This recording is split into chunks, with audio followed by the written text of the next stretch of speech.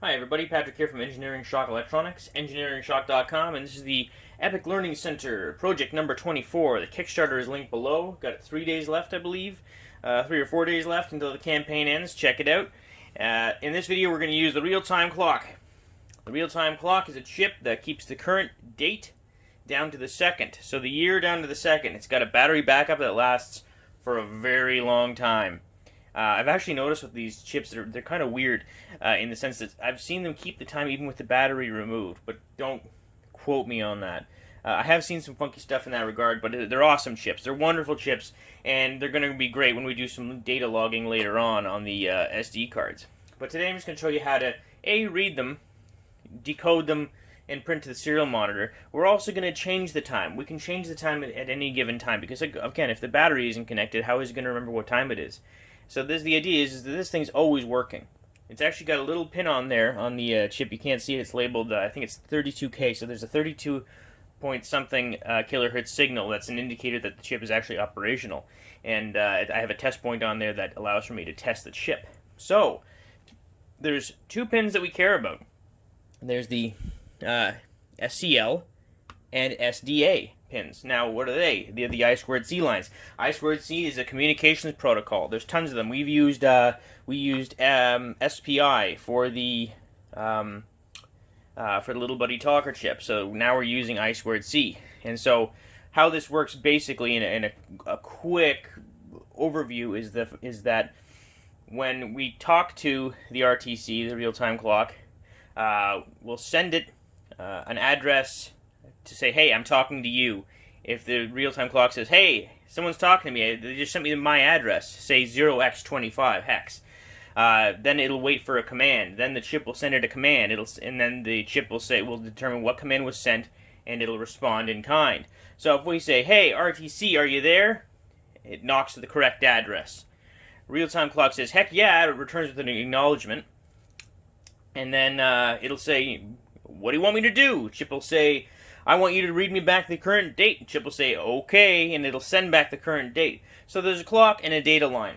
The idea is that when the chip sends, the chip is the master, or the main chip is the master, the RTC is the slave. And that's how they're called when you're talking about communications protocols. The main chip is the master, and all other smaller chips that it's talking to are the slaves.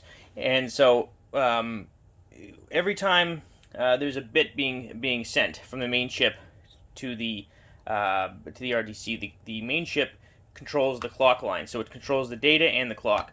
So what'll happen is it'll send either a 1 or a 0, and then it'll send a clock pulse.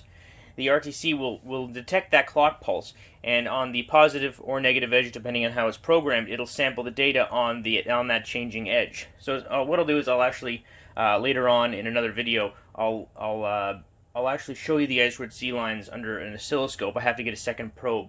My second oscilloscope probe is currently broken. I'll show you this in a video down the road talking about the communications protocol and what they look like on the scope. So, without getting into it too much further, let's set up the project. I realize I've prattled on a little bit too long. So for this video, what we're going to do is we're going to use 3 cables. First, we'll connect to SCL, has I2C clock. CL. We'll connect the A5 pin on chip A. We'll connect the SDA pin, I2C data, to the A4 pin on chip A. Lastly, we will connect pin 8, GPIO pin 8 on chip A, to the channel A dip switch. Channel A on the setting switches. And we're going to set it to off. So if we set it to on power up, the code changes the code to a preset date. So I've set it to something like today's date, whatever date it is, October 7th, or I forget what the date is, whatever I set it to, at 10:44 a.m. And so if you can change that code when you get this, when you're setting this project up, change that code, change it, and it's explained how to do it. Change it to whatever your current date is, and then set this dip switch to on. And only do it once. Program the chip, power it up, and what's going to happen is automatically, as long as this dip switch is set to on, it's going to reprogram the real-time clock with the current time that you've programmed in there. From there, you just turn it off and reset the code, and it's not going to continue to reprogram the current time. So that's just an easy way for you to set it to your current time. And then, you know what? Because there's a battery backup, as soon as you unplug, it's going to remember this. It's going to remember for a very long time. And the great thing about these coin batteries, they can be found at like three or four for $1 at the dollar store. They're wonderful. So, what I'm going to do is I'll program it. I'll program my current time. I think 10:44 a.m. is what I had it set to. And then I'll show you what happens on the serial monitor. Okay, so I'm going to open the serial monitor. I'm connected. Serial monitor. The date is October 9th, 2020, Friday.